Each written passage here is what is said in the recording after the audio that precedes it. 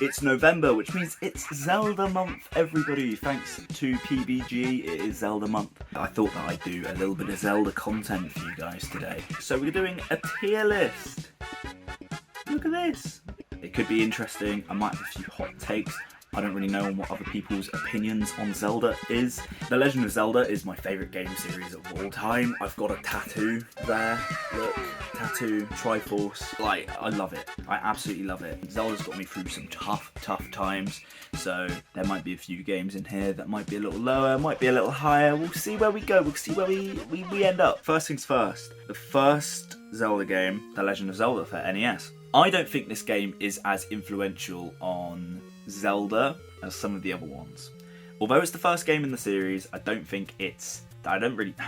Does it hold up? Does The Legend of Zelda hold up? I think it does. However, I think this is a solid B tier game. I think this is a B tier game. I don't really think that there is anything too influential in this. Obviously, it starts the series, so it's going to be influential. But there are aspects from later Zelda games that are taken on and developed way more in the current Zelda games than from the original Legend of Zelda. Obviously, Breath of the Wild is sort of built on this foundation of a completely open world where you can go anywhere at any time, similar to the way that the original Legend of Zelda was. However, I just don't think that it is influential as it could have been. I'm gonna try and do this in some sort of order. I'm sorry if I get dates wrong or if I do games in non-release order, because I don't know the release dates of every single Zelda game. But I do know that The Adventure of Link comes next. This is one of the Zelda games I've played the least. It changes everything. It's possibly one of the most obscure looking Zelda games. For a starter, it's a 2D side scroller. I'm pretty sure that it's supposed to be the same Link as the first game. I'm not a fan of this game. You do get some mainstays coming in on this game. You get Shadow Link for the first time. That's about it. I think this game might be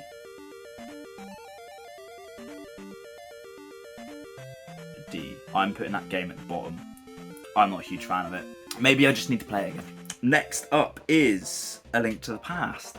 Now, this is a game. I love A Link to the Past. Whenever somebody is trying to get into Zelda, I say play A Link to the Past. It sets up so many of the mainstays of Zelda. It's an S tier game. It's an S tier game. You have so many mainstays. It sorts out the Zelda formula that they used for the next 20 years.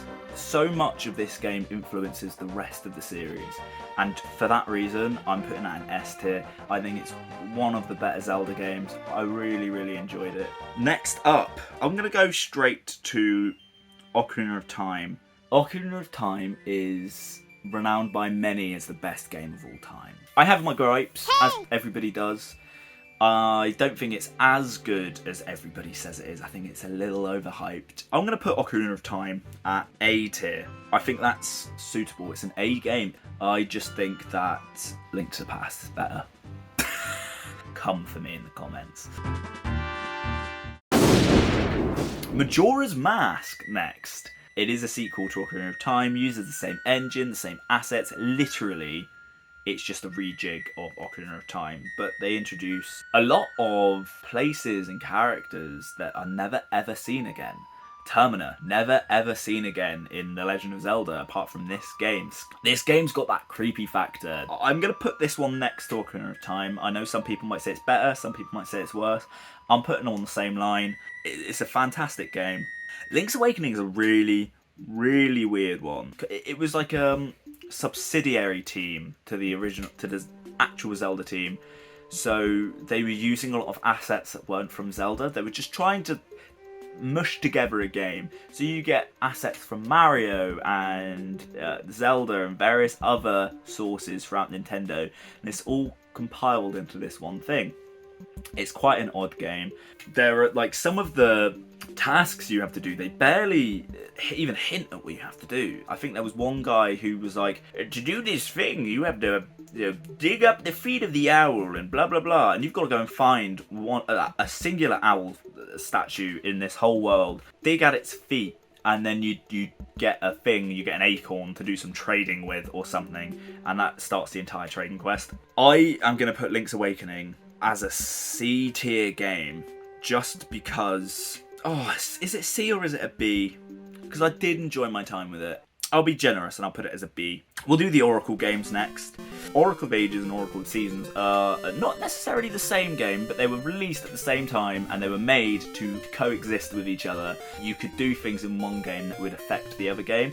I'm going to put these both together because I feel like that's fair. I'm going to say that these games are B tier games.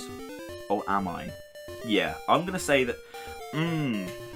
I'm going to move the first Zelda game. I'm moving it down to C tier. It's the equilibrium, as you will, the baseline. The first game in the series should be the base of where that is. If something is worse than that game, it's going down there. If something's better than the game, it's going up here. And I then think that Oracle of Seasons and Oracle of Ages go into B tier. Whoo, Wind Waker. I'm going to tell you a little story of the Geoidus channel, this YouTube channel. I started this YouTube channel by playing through Wind Waker HD. I really love Wind Waker. I think the style is really charming, the music in it is fantastic, the ocean is vast, the amount of islands that you can go and look through is amazing. It's my favourite Zelda game, and for that reason, it's going in the double S. It's going all the way up here. It's going in the SS category. Wind Waker. Ooh, I love it. I absolutely love that game. Next up is Four Swords Adventure, or Four Swords and Four Swords Adventure. I haven't played either of these games, and because I haven't played either of these games, I'm putting them in the D tier. I've read the manga, the shitty little manga that was released. They're down there. Minish Cap's really fun. It's a Capcom game. I really like Minish Cap. I think it's really charming, really fantastic Game Boy game. Perfect for the system, really. The idea of the Picori being the in-universe reason for why you find rupees and bombs and stuff inside of the grass. I love that. I love little building of lore and stuff like that. I'm going to put Minish Cap into A tier game. I really like Minish Cap. Oh, do I put it in A tier? A tier or B tier?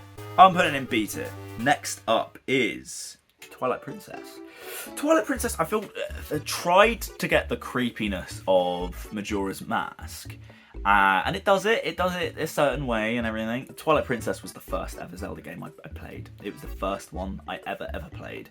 Twilight Princess got me through some really hard shit in my life. Without going into too much detail, when I was sort of like 12, 13, my mum ended up in hospital and I played Twilight Princess every single day. I'd go up there and I'd say, hey, this happened in Twilight Princess, and I explain exactly what happened. This game, I owe a lot to this game. But Twilight Princess, because of that, is going in SS tier with Wind Waker.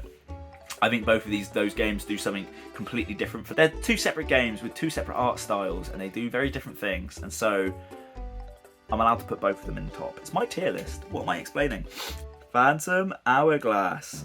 Phantom Hourglass was the first Zelda game I ever finished.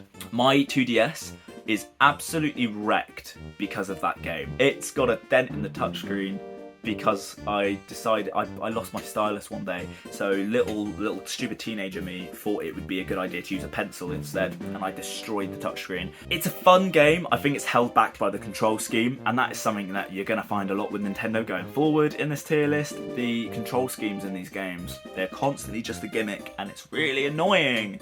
Phantom Hourglass is better than the sequel. It's an A tier game for nostalgia reasons, but I think it gets held back by the control scheme and by what the 3DS could do, or by what the DS could do. Next up is, of course, Spirit Tracks. I didn't like it as much. Whereas Phantom Hourglass brought back the feeling of adventure, the big wide open that Wind Waker had, Spirit Tracks was literally on rails. Like, you had to go where the train tracks were taking you. That's how I feel about it. Maybe I need to replay it, but I'm putting it as a C tier game because I think it's fine.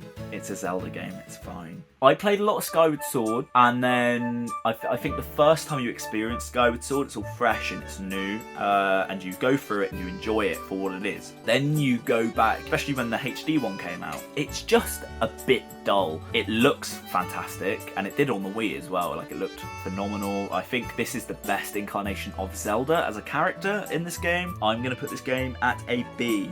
I'm putting it at B. Again, it gets held back by the controls, and then with the HD one, they tried to emulate the motion controls, which do work a little bit better with the Joy-Con, but there's also another control scheme where rather than tapping a button to slash your sword, you have to twiddle the analog stick, and it's not as fun. I'm putting that as a B tier.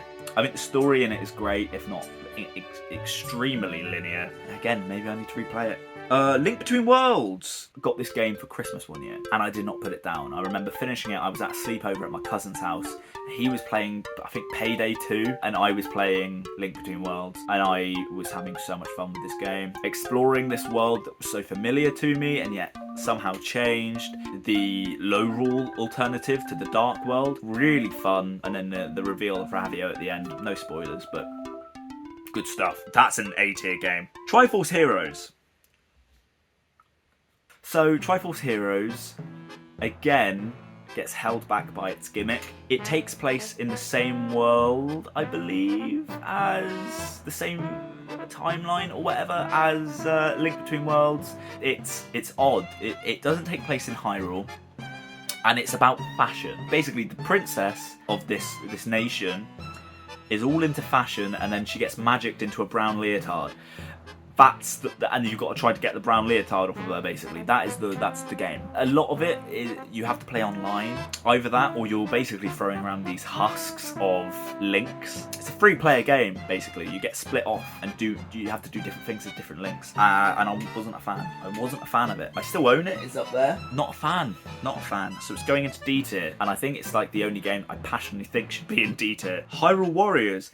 Hyrule Warriors is really fun. I like this game. I think it's so different to the rest of the Zelda games that it's unfair to put it in a tier list like this. However, because it's not a main title Zelda game, it would be the equivalent of having Link's crossbow training in here, you know? What I'm going to do is I will put this into a B tier. I had a lot of fun going through doing the various missions and then grinding a hell of a lot to unlock new things in each character. I ended up rebuying the game on Switch, and actually I remember watching the Nintendo Direct where this game was announced that it was coming to Switch.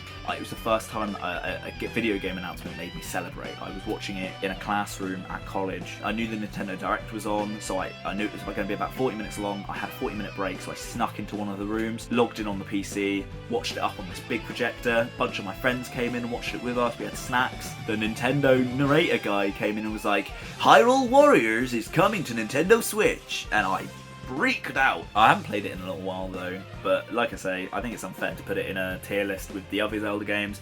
I just think it's a B tier game. I enjoyed it. Maybe it's an A tier game for me. It's an A tier game.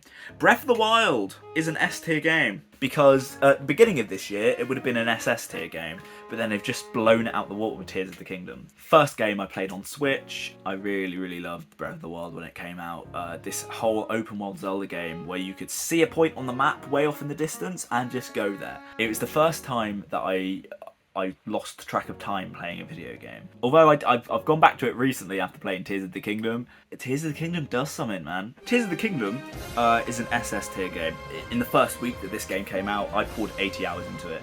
I made sure that my dissertation at uni and all of the uni work was done before Tears of the Kingdom. Tears of the Kingdom was the deadline date for my uni work. I remember the first time that I went into the depths, it blew my mind. Blew my little mind. Tears of the Kingdom, SS tier game. This is what my Zelda tier list looks like. I reckon this is pretty dead on. Yeah. I don't know what else to say. This is my Zelda tier list. If you agree with me, leave comments.